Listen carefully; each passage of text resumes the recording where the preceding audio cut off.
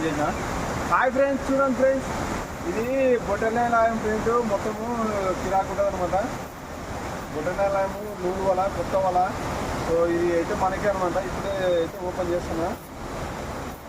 వల అయితే సూపర్ బాగుంటుంది. సన్న వల చాలా పెద్దగా ఉంటుంది అనమాట. ఏ చేప అయినా కిరాకు వలవలసిందే.